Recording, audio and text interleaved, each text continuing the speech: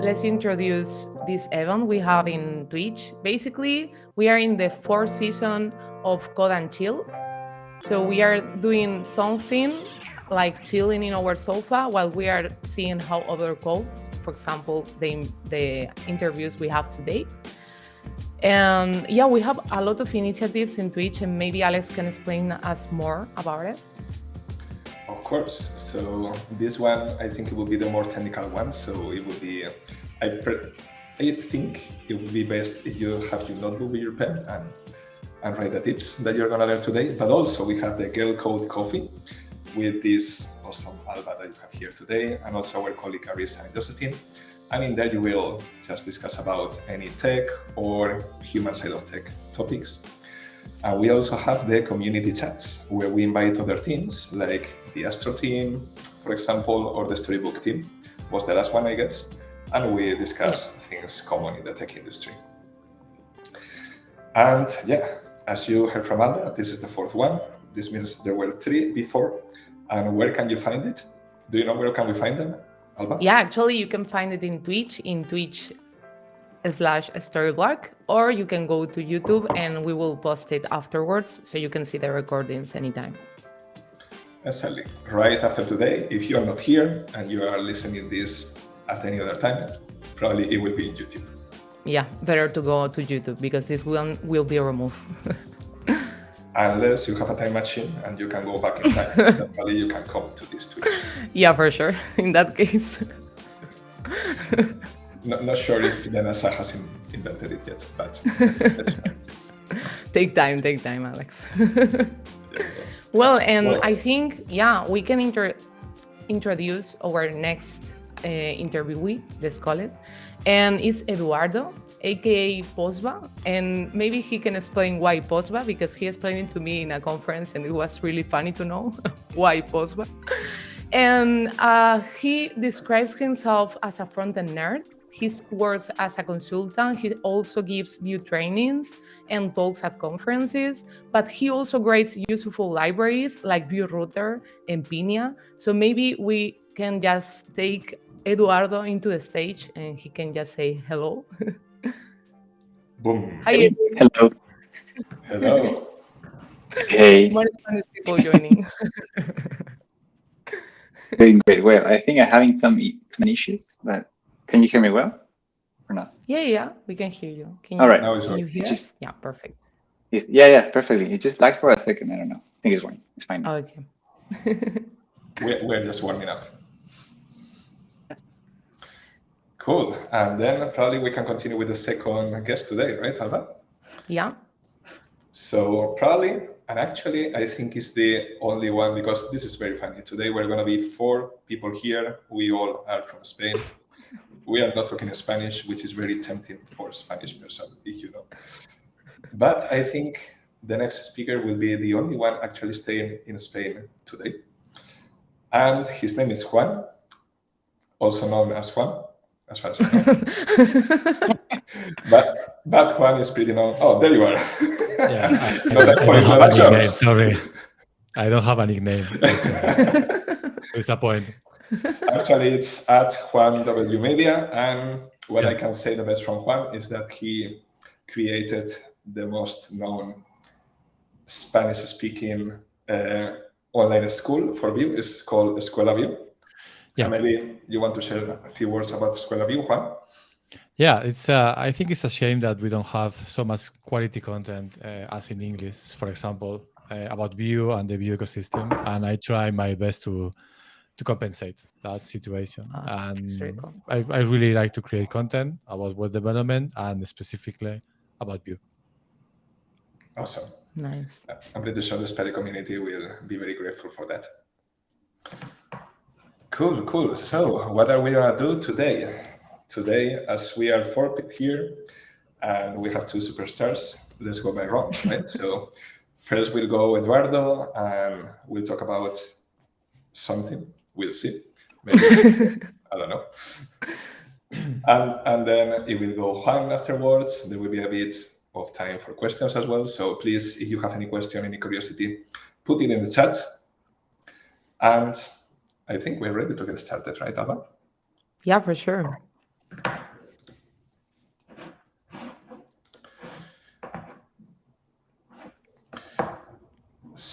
first round comes Eduardo, and actually we have a couple of questions for you. Okay. Yeah, actually, we were wondering how can our listeners, maybe not right now in Twitch, but in the future, start contributing to the Vue packages that are right now open source, like you did in the past, and how to become a core team member in the future. If you have any tips and tricks to do All right. that.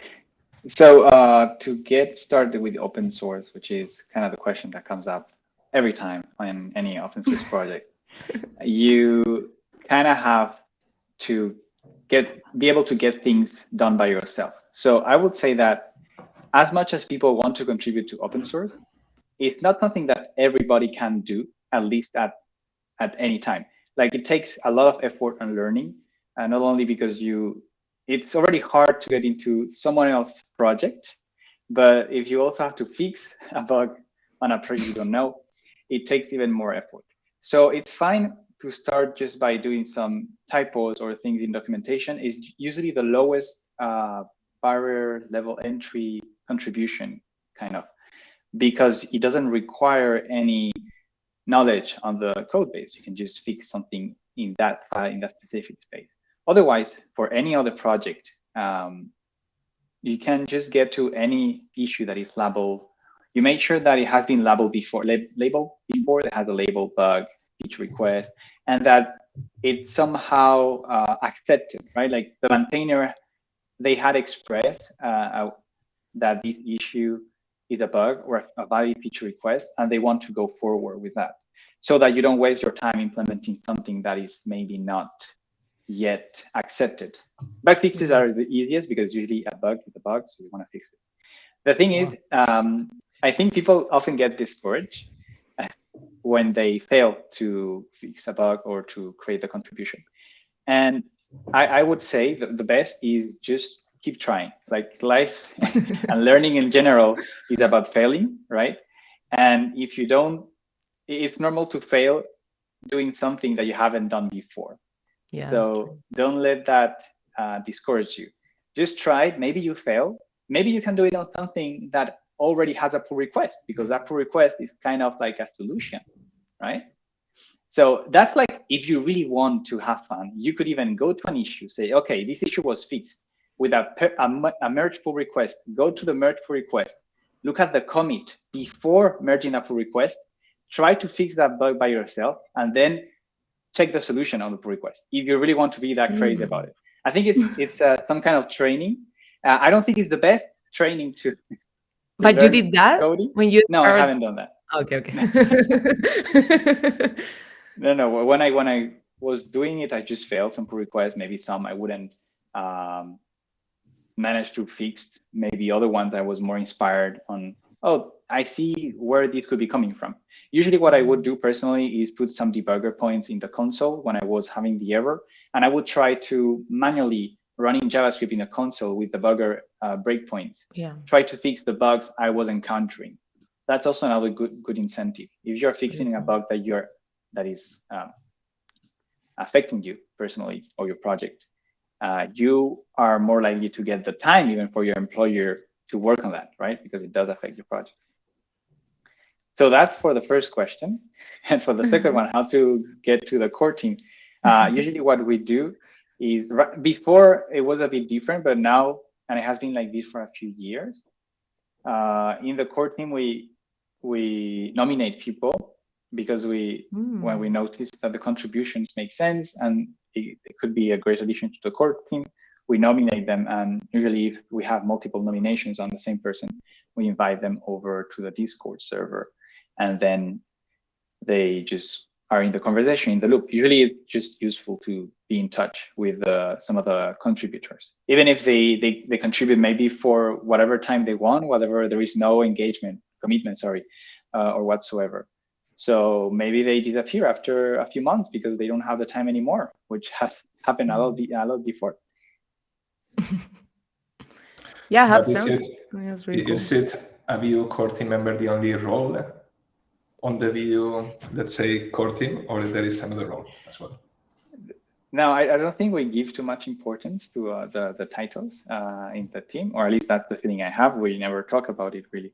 So apart from Evan, who is just the, we'll say the lead developer, but also the creator of Vue.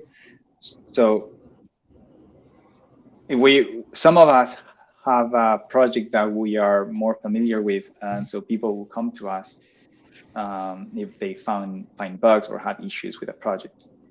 For example, I would be responsible for the router and Pinia, and then, for example, Pia would also be responsible. Pia and BRDC, I don't know the exact handle of the other either, but another member of the core team also working on VidPress. So people will come to them. For dev tools, you have Arcrium, right, Guillaume? And so on, so on. Okay. Yeah. Yeah, but let's say all the people in the core team work on things related to the core, right? But we also have like community members, like that they are like. I think you're in the Discord. No? I am actually. Aren't you? Yeah. I am. Yeah, because it's useful to get the people in the loop, like the Nux team and Quasar and Beautify, because sometimes we want to get their feedback on some of the, before going to some RFCs, we rather get some internal feedback first to get a first draft that is not too rough for every user. So these partners, community partners, I think that's the name they have. Usually they have been working with Vue for quite some time. So they have a lot of knowledge about things, how they change, and some of the internals of Vue, or they have more experience with Vue. So their input is really way more valuable than a Lambda user, and also allows us to make sure that when we publish a first version of an RFC, it's not too chaotic, right? So it's more understandable by any user. So it's, let's say, a community member is more like a person that is not in the Vue core team member, but is recognized by the Vue core team because they have something that contributed a lot to the Vue ecosystem, right? It could be about education, it could be about a UI component set, it could be about a tool, and they are more integrated with the core team. So they know what's happening inside and have this kind of communication, correct? Yeah, correct. That's cool. Cool. So then, do we have anything else in the bucket, Alba, or it's good time for Eduardo to fly? Yeah, that was it. We can leave him. Awesome. So whenever you're ready, Eduardo, the stage is yours now. Okay, so should I share my screen? Yeah? I think so. Yeah, maybe Okay. our man in the background can make magic with the layout. Okay, so what are we going to do? What are we going to do today?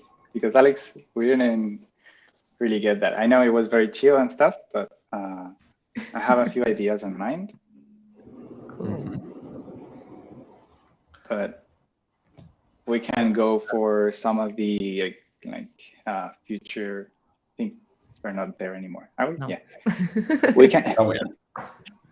We can go for some of the some of the future things on Vue routers or experimental things I'm working on. Wow. We can also work on a small bug that I saw today on the V3 of Vue router. So this is the version for Vue 2 that I just Eduardo, I'm sorry, but I'm going to ask you to zoom in because I think in some screens it's going to show up a bit too little. Yeah. Let me just do it out. Let me see. This is better, right? Much better. A little more. Oh, perfect. Okay. So this is a small bug on the old Vue repo. So it's not as great as fixing a bug on the new one because things are a bit old and stuff. And otherwise, there is this is one of the things I've been working on lately, which is an Unplugin. So it's a plugin that works on Rollup, Webpack, and Vite, and probably also a ES build. I'm not sure if it works really on ES build. Should. But the idea is to move a little bit things forward into in the ecosystem of routing. And so this is also one of the topics of my talk in Vue Amsterdam in 2 weeks, I think, where I go a little bit deeper in also the topic of developer experience and APIs and how do you learn an API. So not only code. What does it do? It's because right now this unplugging Vue Router doesn't mean anything. Right now it does 2 things. It adds types for your routes. So that comes with a lot of benefits like TypeScript errors, but also, and more importantly, the auto completion, which is what you see on the screen right now. That's really cool. And also data loaders, which it's a feature I want to push. And I think it deserves taking the time to be taught because it's very complex. It's something that you can see in frameworks like Next with using data or use state, I think. Right, let me see. I think this is the actual page. No, this is the API page, but the guide. Yeah, you're having the same problem as me every day. It's like so many pages for the same Many stuff. pages, the same thing. So use state is a composable in Next that allows you to have one state or even the computation of the state and have it server rendered and passed on to the client. And then you have other things like use async data that also allows you to pass a function that fetch some data. And then you have a refresh function and other stuff that are more specific to data fetching. And this is just specific to state, so very generic. You don't have a refresh function or whatsoever. It's more about SSR. So the idea is, of course, that's for Next only. The idea is to push some ideas like that, but not only for Next, and also going a little bit further by integrating the data fetching, which doesn't have to be about data fetching itself, but rather about data loading, into the routing lifecycle. So I don't think I have an example here, but I have data loaders and RFC that I open up. So this was on like August last year, and still going through the details. But the main point is right now you don't have a way, apart from using suspense, which is still experimental and still has a lot of issues because there are still a lot of questions to answer.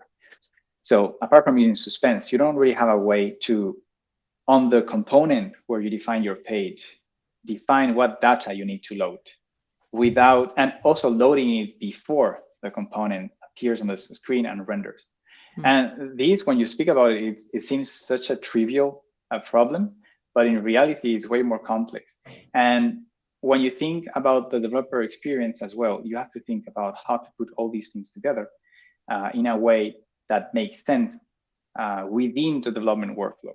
So when you're working on your page component, you don't want to go to another file to add the code that should be executed inside, or you still want to keep as much as possible within the component if it makes sense. So in that regard, we have this define loader. Get user by ID will be just an API, like a function that calls an API. And so we have in a component, which you can notice we have 2 script tags. So we have the script setup, which is the one that we use now, but we also have the classic one.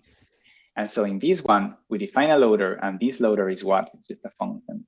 And inside that function, we get the route we're going to, and we await, or we just get the data we need, and we return it, just like that. Oh. And so this loader gives us a composable that we export. And the interesting thing is we're writing it inside of this component, but we can actually write it outside if we want. The important thing is to export it from here as well. Why? Because that's where the router can pick it up and say, this is more of an implementation detail or a convention. It allows the router to pick it up and automatically execute it during navigation. And so this is completely optional. You don't need that. You can just have this export, but you have to export it. And this composable, you can use it in any component. In this page or any other page, can be nested anywhere. It's just a regular component, a regular composable, sorry. And so you get a few properties like data, pending, error, and refresh. And the data in this case is always present. It's not no, because the router makes sure that this loader gets executed whenever it's needed. And so the idea, and what makes it more complex, is that we can integrate these with other, how to call them, data services, for example, with Vue Apollo, Vue Fire, or Vue Query, which I would not recommend. But Vue Apollo or Vue Fire are more interesting. So you could integrate them with databases that already expose some kind of SDK and already have their own cache system and stuff. Because it also comes, you can also create your own version that has a small or a simplified cache system. I think I can show a small demo on this one. Here, the content of the terminal is not really important, so I'm not gonna zoom in. This one is more. Okay. All right. And the content of the console may be important, so yeah. Maybe Nice. I cannot repeat otherwise. So let me open up again, switch here and zoom as well. There. I'm taking on the stream scene if it's big enough. Yeah, no, it's now it's big enough. Okay, No, I'm gonna close. I'm gonna close all the files and I'm gonna go here. So here I have, this is a playground, so it's very rough, okay? The content doesn't make any sense. I have to explain it. But I have this component here, which I'm gonna open on my editor. Okay, so here I have my defined loader, which you can see here, it has an argument. Now, the reason it has an argument is because it also integrates with the typed routes that I was talking about. So all the routes that you see here are generated. I mean, they are generated from the files. So the secret sauce is that this is like Nuxt, okay? You have your pages in a folder. So this is my playground. So it has a lot of junk there, right? It has everything just to test things. And this is the file we're seeing right now. I'm testing all the Pascal connector. So this is the file we're seeing right now. But I have a lot of routes. So that's why when I write here, I can see all these routes.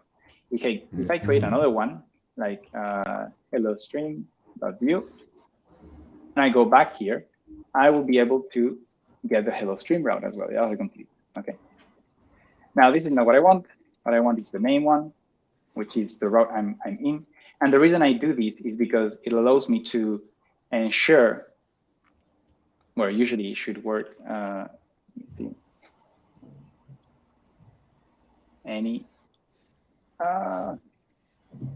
Okay, now it's not working for the demo, of course. I also have some other stuff running in the background.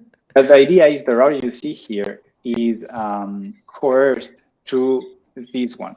So it knows that it only contains one parameter in the params object, and that param is called name, and that name is one string, and it's always there.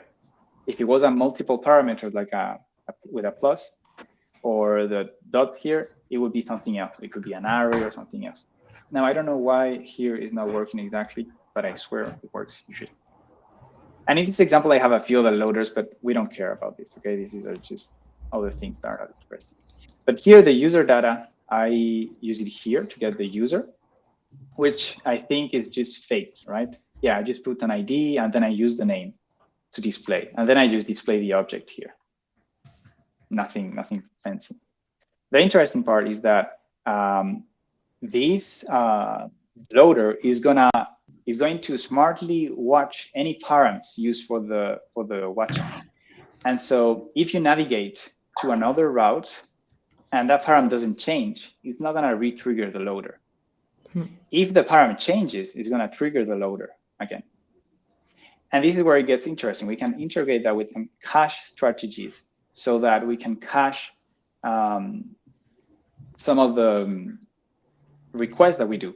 Of course, I recommend you to have more of a server layers caching mechanism. But for example, if I go again to name, you can see there is a small delay when I click.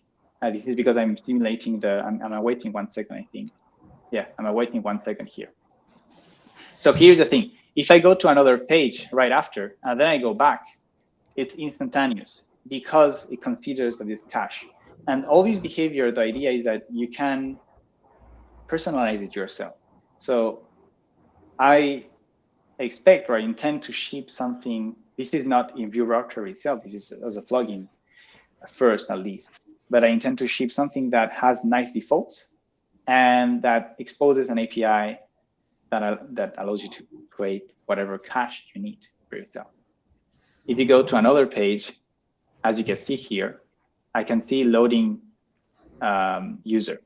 And here it has another text. The reason it happens is because, as you can see from the composable, I get also the pending, I can have the error state, and I can manually refresh it. So in my template, I have a lot of junk as well there.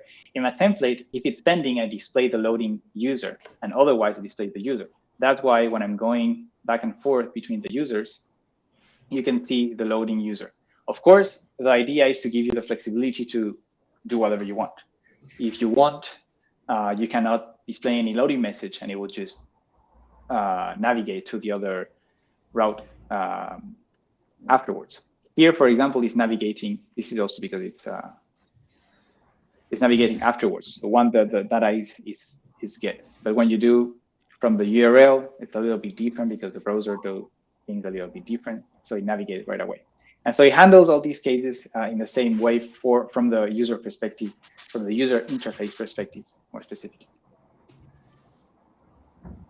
And before I go too deep into other things,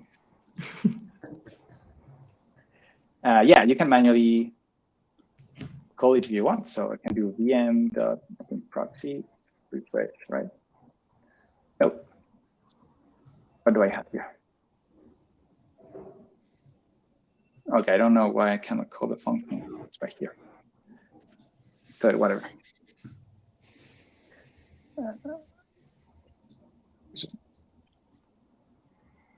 Yeah.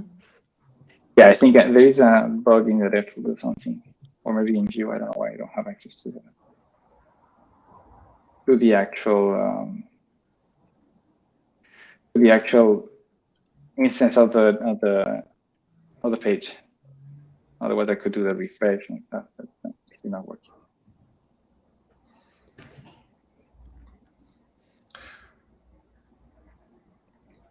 Is it too much? Did I go too fast? No. Actually, I was wondering, because the other day I was learning about back and forward cache from the browser.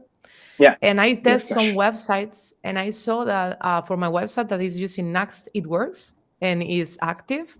But for an Astro website that is working with Iceland, it's not working.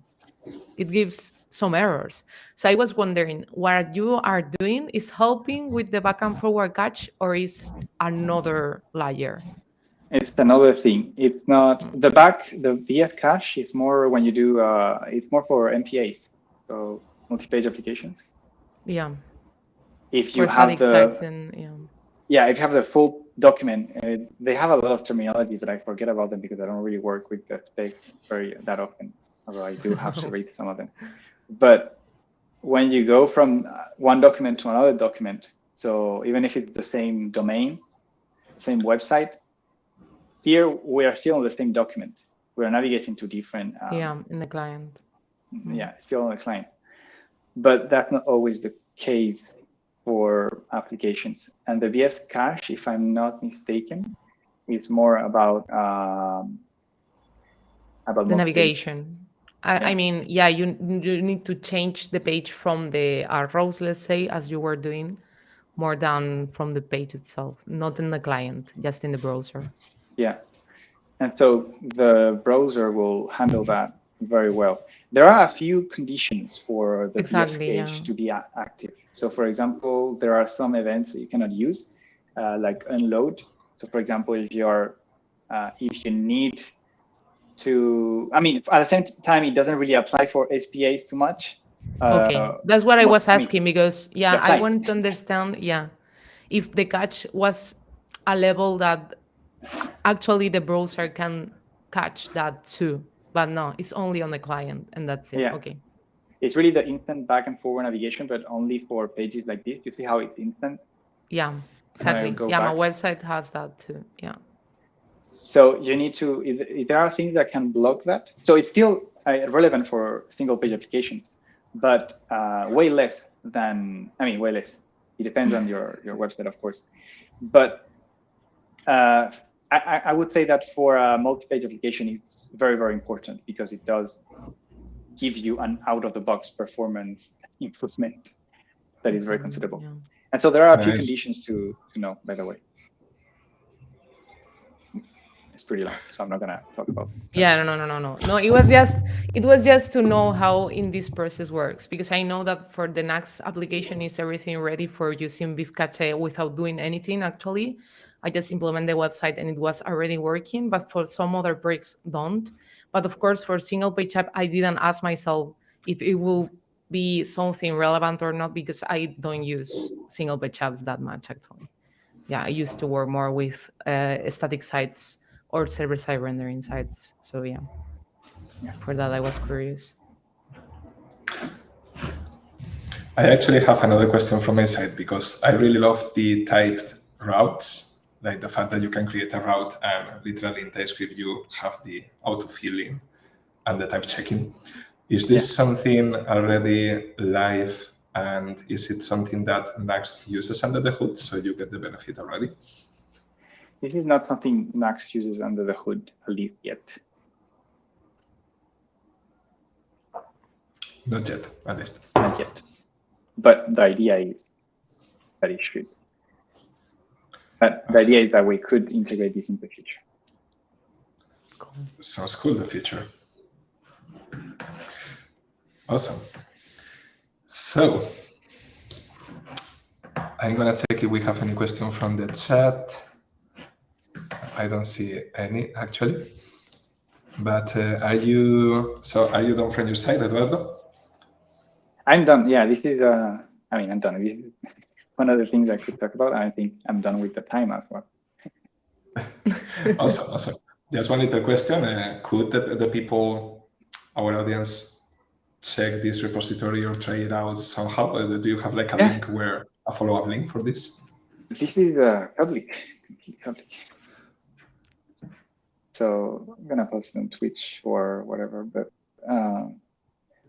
it's you can use it on your own project. It's still experimental, but to be fair, most of the syntax of the thing that would be the most devastating if it ever breaks would be the syntax of and that's completely unlikely to change, because the idea is to stay as close as Nuxt as possible, and that's already set. It's like it already sailed. So we won't change that.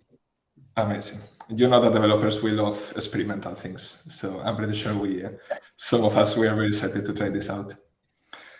Cool, thank you very much. So for everyone that is looking at us from the other side of the screen, or now or later, there you have the link. You just have seen it in the screen, so feel free to go there and try out things. And thank you very much, Eduardo. Very appreciated. Yeah, thank you. No worries. Thank you. Now we can start with the second round. Unless anyone has any question, but also something you can do, you can post it on the Twitch chat, and we can also go later to Eduardo to ask it.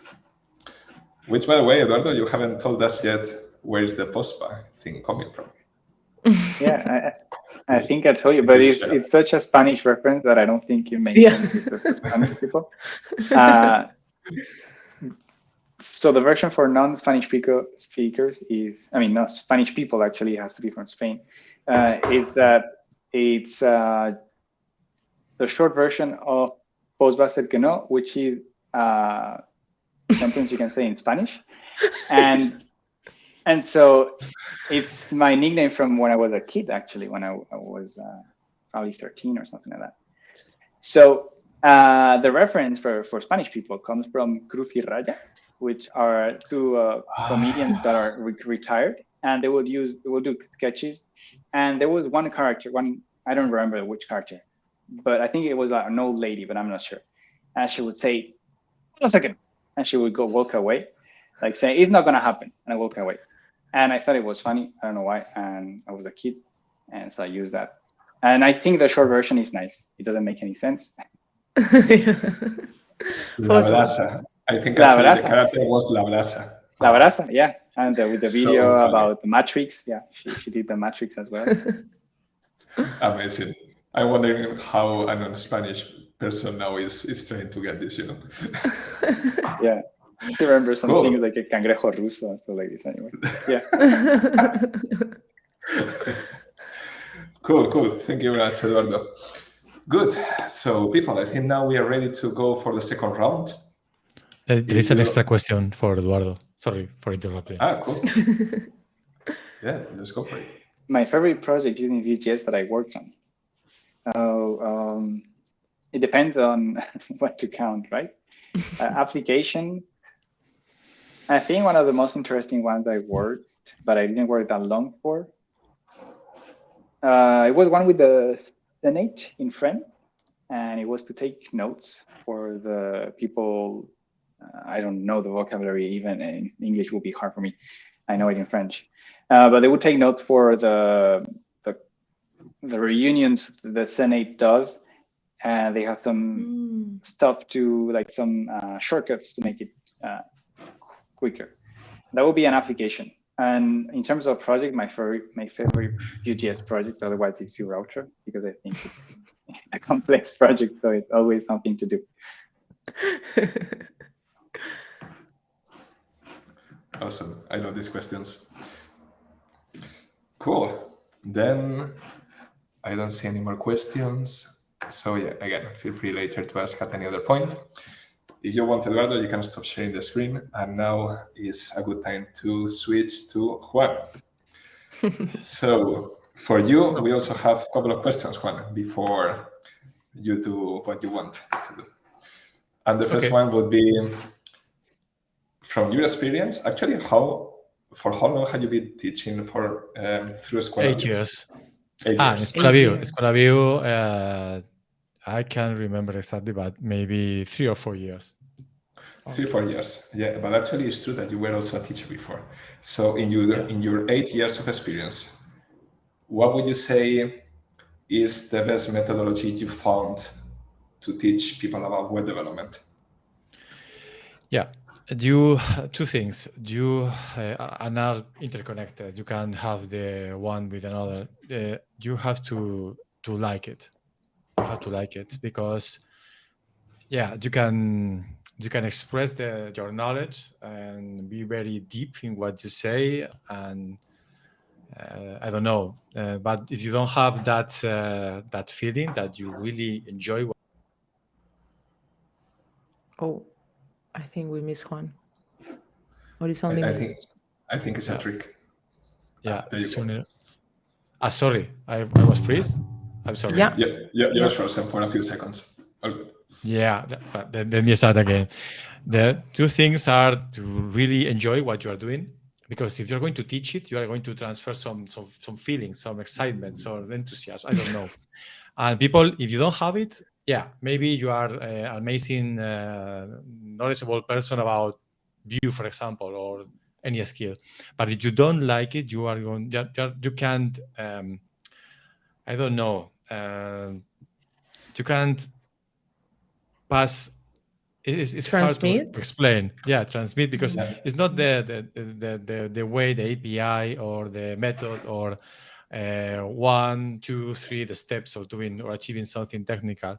This is obviously important, but it is something more. We are all human beings, and if you are going to stick around maybe 1 or 3 or 4 months to be able to learn something, it has to be anything else about only the technical part or the theoretical part. It has to be a human part in the equation.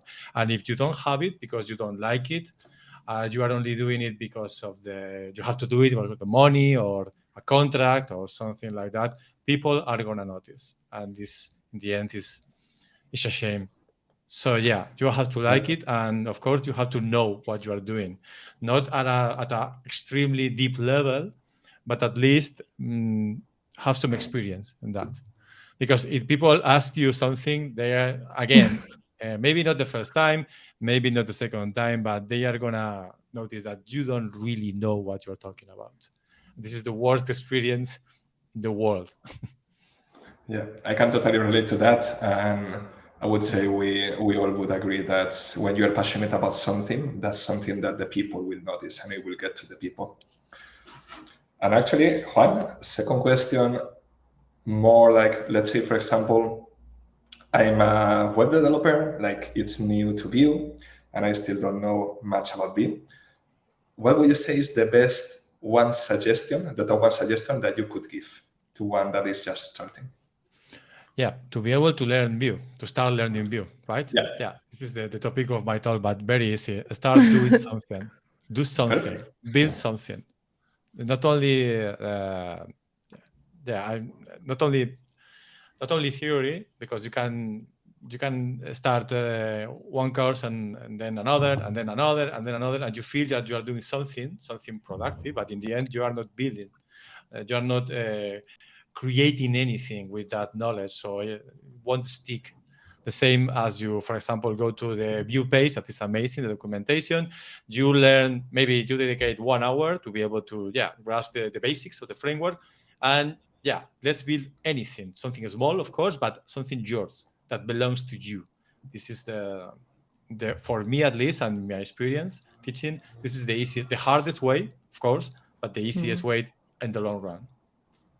Yeah, learn by building would be the motto, right? Yeah, something like that.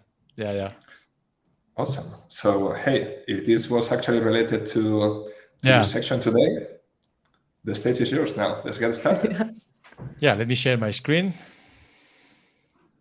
I'm having connectivity issues, I think. So I hope that, It seems that right now it's working perfectly. I mean, I can see any pixel or laggy stuff. So you're seeing my screen now? No, right? I think Kevin should do the magic. Let's invoke the sharing magic. Yes.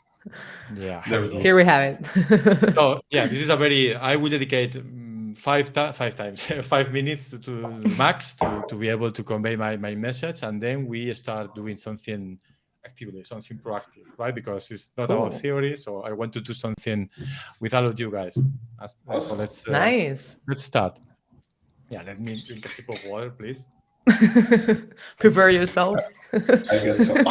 Warm up. This feels like we're gonna get a training, you know. Yeah, it's learn Vue through challenges, and this is not important. And it happened, Because if you want to know me, I'm freeze, right? No, it's good. No, it's good. Yeah, I'm sorry. I have connectivity issues. Don't worry. Yeah, we are in the same situation. We are getting engaged. Okay. You leave us with the mystery, you know. Okay. 2 things about myself that are very important to be able to understand my message. I think it's very obvious, but I think if you want to know why I do what I do and why I create content, or for example, why I created EscuelaVue, the first reason, or the first point is that I love working with Vue. It helped me immensely in my professional career, mainly because when Vue came out, it was version 0. Maybe Postman knows exactly the version, 2014, 2015, I can't remember exactly.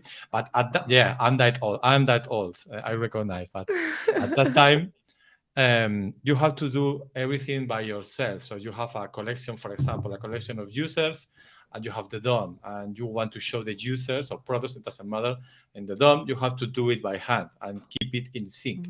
The view part and the model part, it was very time-consuming, very error-prone, and exact, to be honest. And then suddenly comes this framework, this Vue, with the activity thing, and you can focus only on the model, on the data aspect of the application, and this automatically keeps everything in sync. And it was, to be honest, I think that even now it's still amazing. So it was an amazing experience. And since then I've been using it. And also the second thing that you have to know about myself is that I know how people learn. Why? Because I'm a teacher, but not only a teacher. And I am a professional teacher. That only means that I'm getting paid to be able to teach. And this adds, believe me, a pretty interesting layer of complexity and stress about the situation, because I have to meet the expectations of people that put money and time on my shoulders. So I have to be very picky about the tools that I choose to be able to achieve that objective, right? So I've been teaching Vue to individuals, to a very diverse group of people. For example, a psychiatrist, an architect.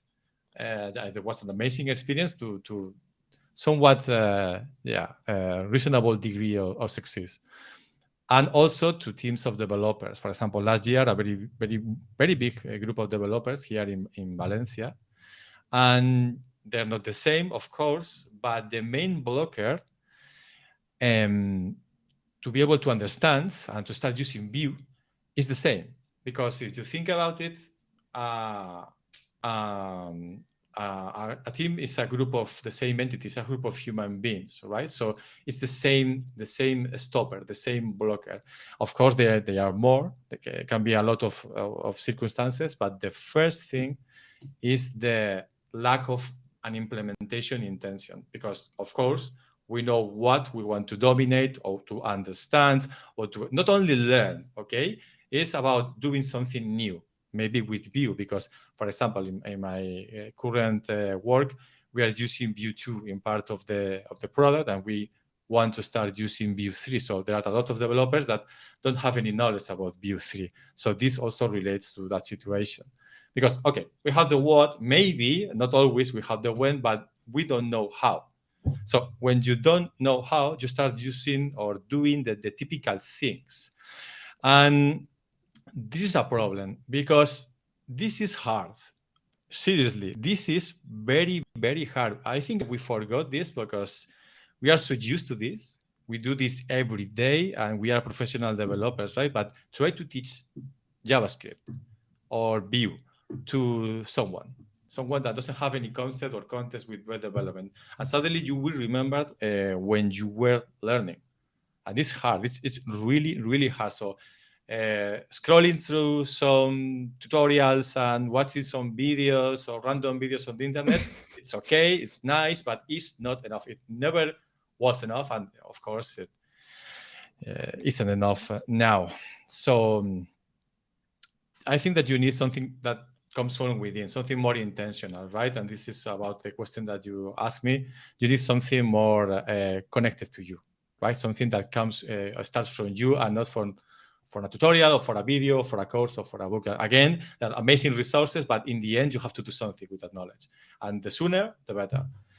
So this is the first and the most important slide probably in this little presentation, that you have to build something tangible and connected to you, as I was saying, like scratch your own itch, right? For example, in my case, when I was learning Vue for the first time, I wanted to create something, so I created a little application that showed me stoic quotes during the day, because I wanted to start the day seeing one of those quotes.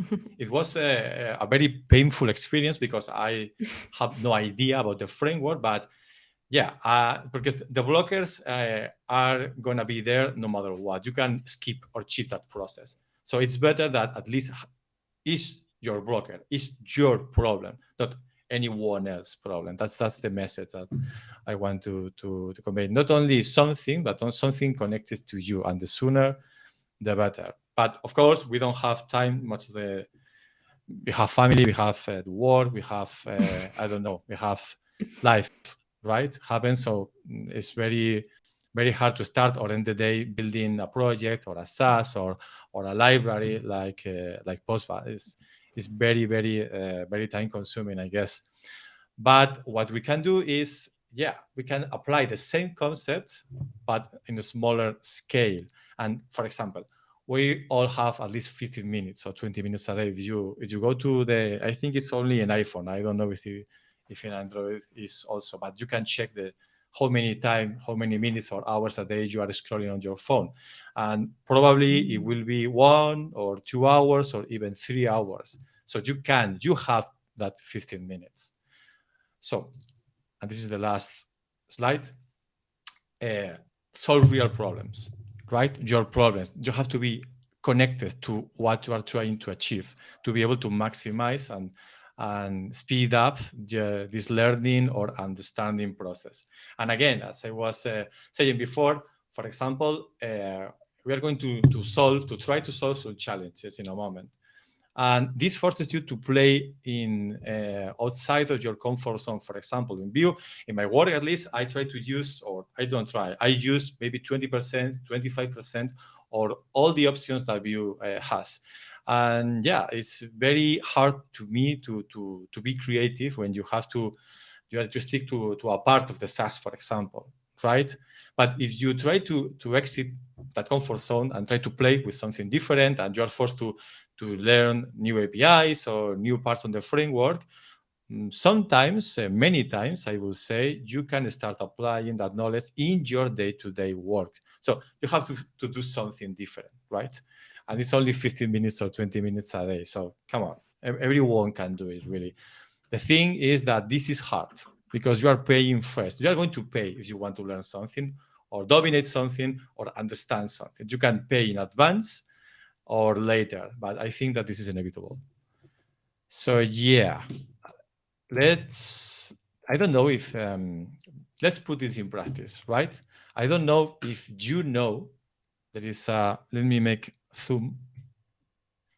I don't know if you know this page, because nowadays you can prefix anything or suffix, sorry, with challenges. For example, there is this amazing collection of JavaScript challenges or questions.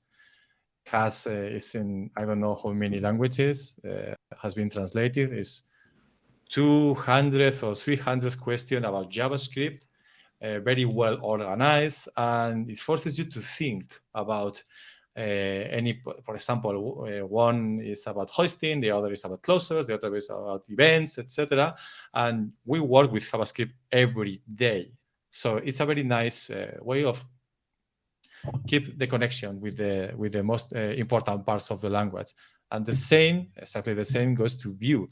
For example, you can dedicate 15 or 20 minutes a day, or even 10 minutes a day, to be able to solve one of those challenges. And I guarantee you, you will learn something new every time, at least 90% of the time. So what do you think if we try to solve, I don't know, one or two of those challenges? Do you agree? Yeah. Okay. Ready for the fight. Yeah, because this is, it's not a competition per se, but this is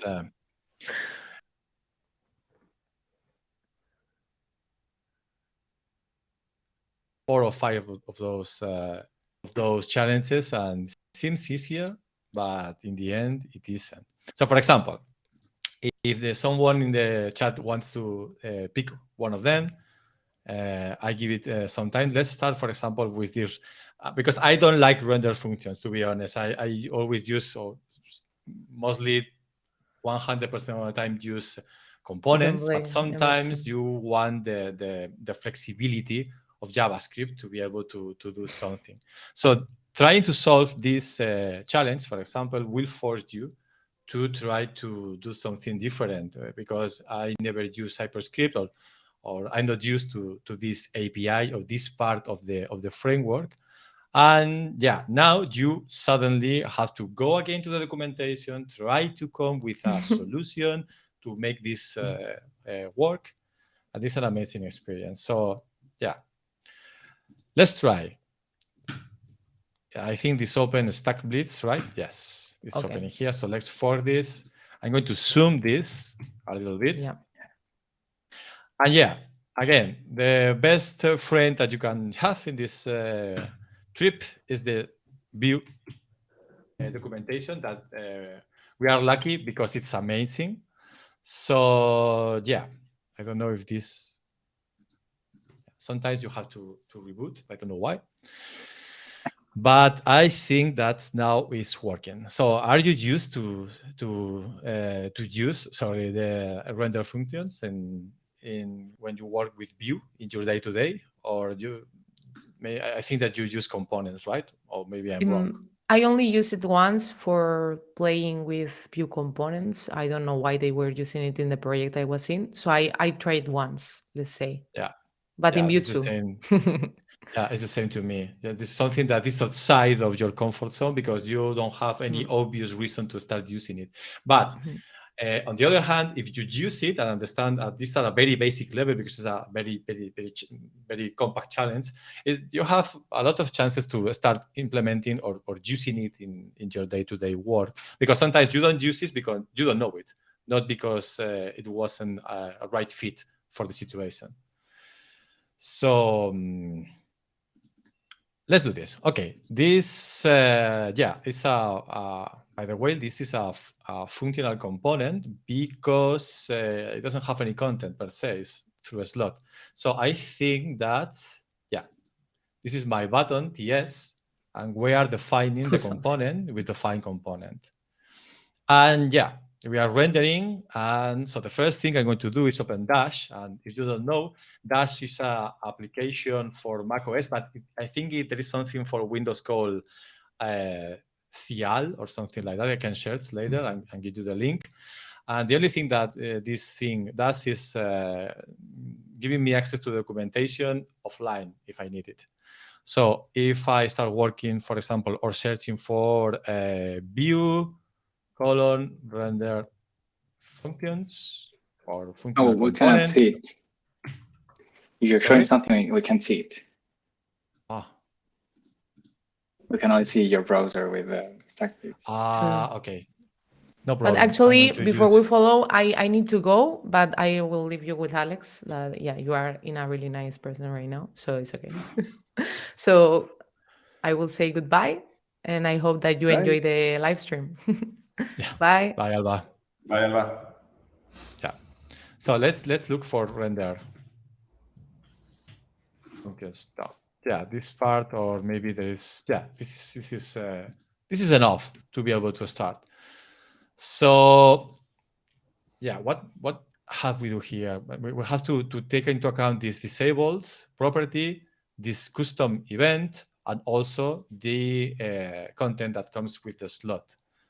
So I don't know if you have any suggestions to start working with this. I can see in the documentation that the first parameter that you have to pass to the hyperscript edge is the type of the element that you want to render. So if this is correct, if I pull from Vue H and I put, of course, this is a button, I will be able to, at least this is a very small button. We don't have any content, and from experience, I can remember that the last argument is what you want to show. Okay. We have a button, a useless button, because this thing doesn't perform any action, but at least we can see something in the screen, right? So at least we can render a button, but we have this property, right? So I can remember the first thing I want to do, and please interrupt me if you have, I don't know, a better idea. This is very easy that this happens, but I want to pull it props because I want this disabled, and this is a Boolean. I think that maybe the idea is not to pass the props, but to inherit all the attributes. I think that's the goal of the exercise. Because otherwise you will also have to define any other attribute. And the idea is that any attribute should work. Maybe you can try, maybe there is a path for it, maybe there isn't. But if they are making you display the slot, should I repeat from the beginning? Sorry, I didn't understand the first part. I think that they don't want you to pass. I'm not sure because I haven't done the exercise, but I don't think they want you to pass the props. I think they want you to be able to inherit any attributes passed to the my button. So if you put my button area label equals something, that area label should also appear on the button element. Yeah, maybe for the test both could work, but if I had to code a button, I would want also that you can also pass other like HTML properties let's say, to the button. Yeah, the test won't check for that, I think. Actually, in the test, I see it's using a prop. Yeah. Yeah. It isn't a prop? Yeah. This is the cool part of programming. You can do it in many ways. Yeah, but I'm very interested in what Postma says. So because I was about to pass the options object and say, for example, this is disabled if this disabled, for example. I can type today. Okay, and if in the component I post true, the button is disabled. But I'm very interested in your approach. Do you think how we can pull the attributes? Because in the API, the render functions, do we have any way of pulling this? Don't you have the TypeScript signature of the render function? Like if you click on the render, on my button.ts, if you click on render or you highlight render. Render or H? Function. Yeah. Okay. Can you see? Can you check? I'm not sure if on V3 we still have the argument passed to render. But I think you mean the H function, right? Not the render function. No, the render function. I wanted to see if we have the. Yeah, there you go. The props and the children. No, that's H. So I want to see if we have a context like in setup. I don't think we have it. So you can probably use attributes inside render, which is a function that Vue exports. So not in the argument, but before the return. I think you can do. What's the name? Sorry. Const attributes equals use attributes. Yeah, that one. Oh, nice. Amazing. I think. Yeah, that's what I'm talking about, right? Because otherwise we probably could solve this sticking to the test or the very obvious solution, but I never thought about this use. I never used this use attributes. So amazing.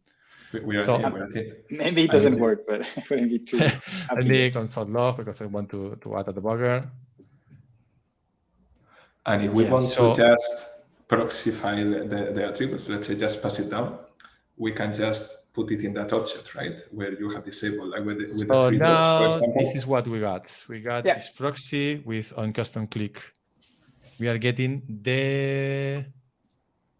because you also are getting the event, right? Yeah, you're not getting the disable because you declared it as a prop. So you have to remove the prop and then you have everything. Okay. So in this case, let me remove this also. Yeah, again, let's do this. Yeah, I think, here it is. So. But I get the attributes, you had to pass it to the H function, right? Because now you disable it, you will not really disable it.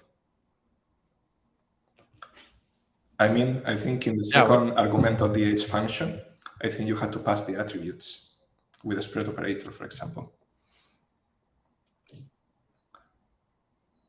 Yeah. In there, open object. Or we can get the disabled here, right? You can just pass the object. Yeah, I mean, it depends because if you only want to use one attribute, I wouldn't. But if you want to pass it down, right? Wait, but you also have the events on the attributes. Yeah, that's because it's also not declared. If you declare it on emits, it would also be removed from it. But I don't remember what was the name of the event. Yeah, the event is custom click. So that one you probably have to define it. Yeah. So what are you suggesting, guys? That we are using this new HTR's object, right? Just spread it. 3 dots, spread it and address. Yeah, but now is what Eduardo say. I think we have to also declare the emit, right? The event, and then it will be removed from the attributes. Yeah, so you can declare an emit property. Yeah. It's custom click. And then you have to pass that to you have to emit that event somewhere there. So you probably Yeah, one it's day click. on click. Yeah. Click. It's on click. Yes, this will be it. So this meet click right. Yeah, there is someone that is not passing my button. And I think the ads also exist as these dollar ads, by the way. I just forgot. I'm so used to the composition API now that I forgot. Okay. But yeah, that should work. This dollar sign ads, right?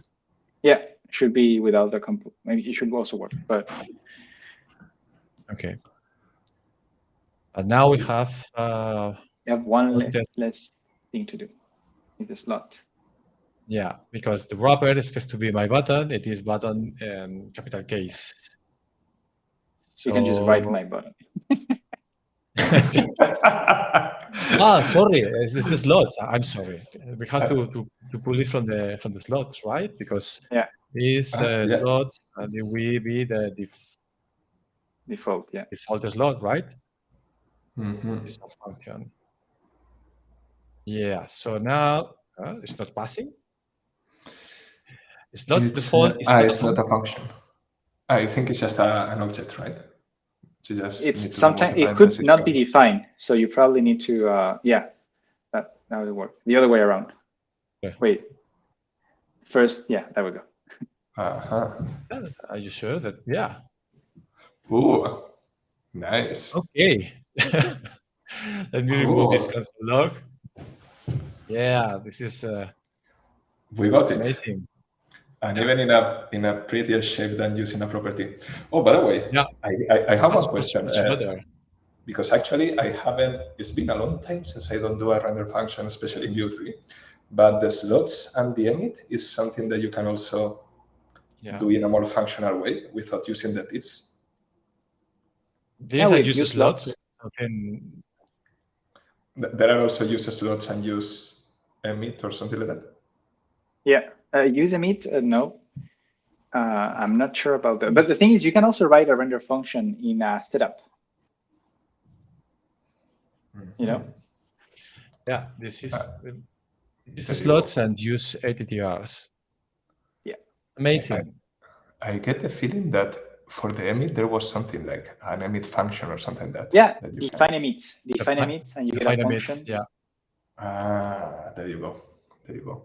Yeah, and define props also, right? Yeah. Cool. Nice. We solved it. I'm feeling productive now today. Yeah. Okay. I don't know if you have any suggestion. We can try any because for example, I don't know. Hard. B model. Oh, but this is gonna be hard. It's hard. I don't know because I'm so used to use V model, but I never thought of creating even a small demo right here. So let's do it. Yeah. Or do you have any other suggestion for the one? Yeah, we have Postman. What kind of room? I'm just checking the time because we are like 1 hour and 10 minutes. So either would go for something quick or we can also wrap it up here. Yeah, do you want it? Okay. So no more. I mean, it's fun. It's very tempting, but I think it's also very late for some people. Okay. So just a bit conscious of the time. Okay, just to make the point that it can be seen as trivial to be able to do this because we are professional developers. We don't have time, but in the end, as you can see, even if you can do it with like pair programming, for example, with a colleague or some other developer, it's much better because there are two minds, right, working at the same time. But even if you can do it by yourself, or you have to do it by yourself at the beginning of the day or at the end of the day, I don't know. It's much better in the short term, but above all in the long run, to stick to trying to solve problems that forces you to.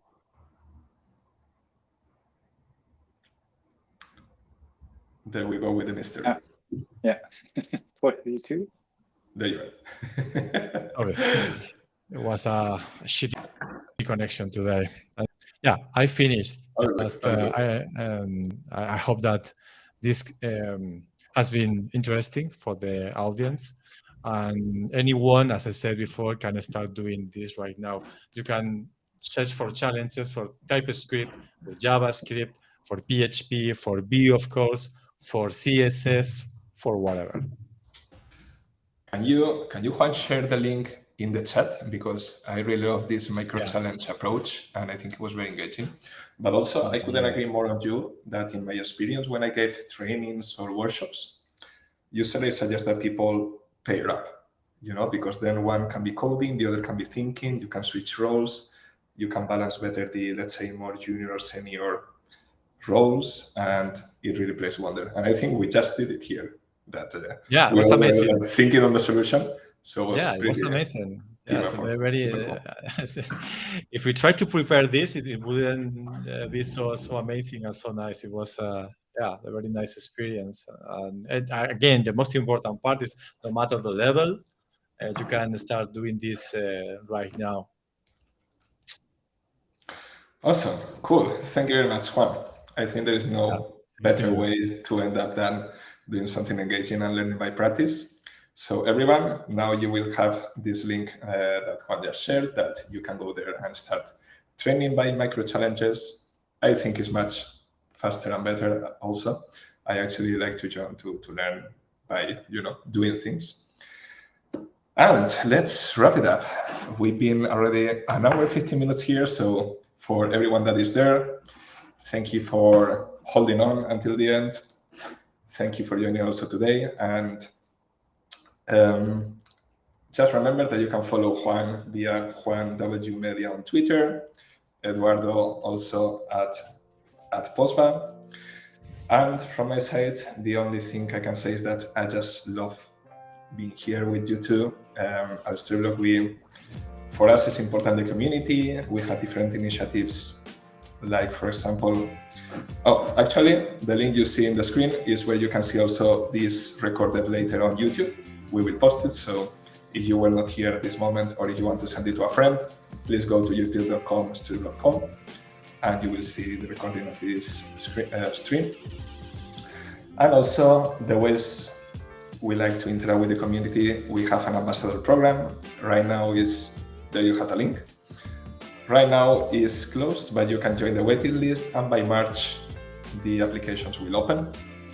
And also sometimes something that we love to do is to contribute to the community. So you will find us on events, on conferences, and also if you have a YouTube channel, a cool newsletter, just something that you love to share with the community, just like Juan does with EscuelaVue, or Eduardo when he shares content in conferences. We also love to support the community and sponsor. And actually, you both are a sponsor, actually, from Storyblok. I think you have Eduardo for a year or a bit more. And yeah, also very happy to have been sponsoring EscuelaVue. So yeah, just reach out to us for any of the cases. You can also join Discord from the link of the ambassador that you just seen. And that's it from my side. It was a pleasure to have you here. Thank you. You, Juan. Thank you. See you next time. See you. Bye-bye.